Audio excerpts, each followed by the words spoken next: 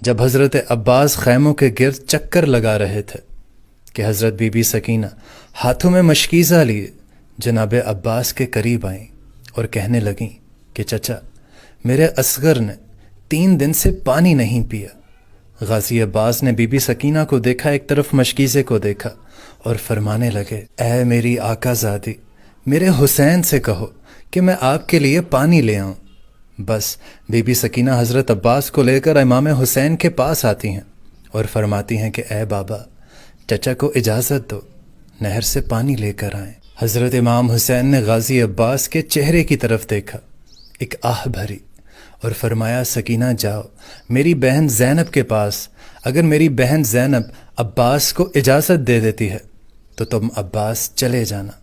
حضرت عباس اور معصوم سکینہ بی بی حضرت زینب کے خیمے کے قریب آتے ہیں۔ جب حضرت زینب بی بی سکینہ کی معصومیت دیکھتی ہیں تو حضرت عباس کو نہر سے یہ کہہ کر پانی لانے کی اجازت دے دیتی ہیں کہ میرے بابا نے وصیت کی تھی کہ زینب، جب تم شام کی گلیوں میں ہاتھ باندھ کر پھرایا جائے گا تو اس وقت صبر سے کام لینا، اور میں کہا کرتی تھی کہ جس کا بھائی عباس جیسا ہو اسے بھلا کوئی کیسے گرفتار کر سکتا ہے۔ یہ سن کر دونوں بہن بھائی زارو قطار رونے لگتے ہیں۔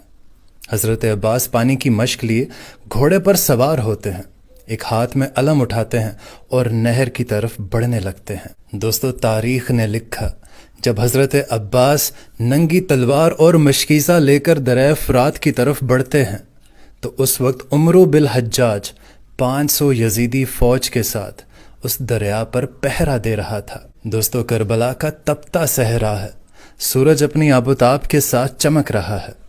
جب پہرے داروں نے ایک شہ سوار کو اپنی طرف آتے ہوئے دیکھا تو فوج میں ہلچل مچ گئی۔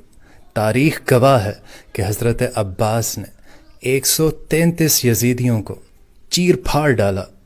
باقی جو فوج بچی وہ امداد لینے کے لیے اپنے کیمپوں سے بھاگ گئے۔ حضرت عباس نے اپنا علم دریا کے کنارے گاڑا اور مشکیزہ بھرنے لگے۔ دوستو، تاریخ نے لکھا کہ جناب عباس نے مشک بھرنے کے بعد اپنے پینے کے لیے چلو میں پانی بھرا۔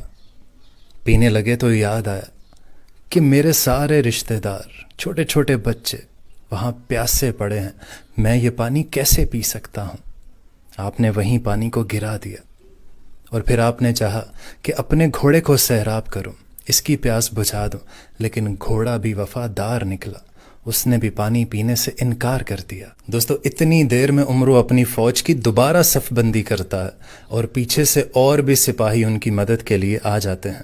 حضرت عباس مشکیزہ اٹھائے گھوڑے پر سوار ہوتے ہیں، اتنے میں ایک تیر ان کے کندھے پر لگتا ہے، لیکن حضرت عباس تب بھی گھوڑے کو خیموں کی طرف دوڑاتے ہیں، لیکن عمرو کی فوج ان کا چاروں طرف سے محاصرہ کر لیتی ہے۔ لیکن حضرت عباس اپنے گھوڑے کو خیمے کی طرف دوڑاتے رہتے ہیں، سپاہی ان کو گھیر لیتے ہیں اور تیروں کی ان پر بوچھاڑ کر دیتے ہیں۔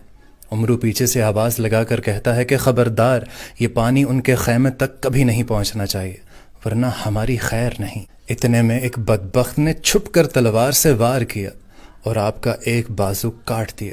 آپ نے مشکیزہ اپنے دوسرے ہاتھ میں پکڑا اور پھر دوسرے بازو پر بھی وار ہوتا ہے اور دوسرا بازو بھی قلم ہو جاتا ہے۔ اور پھر تاریخ نے یہ بھی دیکھا کہ جناب عباس کے دونوں بازو قلم ہونے کے باوجود بھی انہوں نے پانی کا مشکیزہ اپنے منہ سے تھاما، لیکن عمرو کی فوج ایک دفعہ پھر یکجا ہو کر جناب عباس پر تیروں کی بارش کر دیتے ہیں، اور وہ تیر مشکیزے پر بھی جا کر لگتے ہیں، جس سے سارا پانی بہہ جاتا ہے۔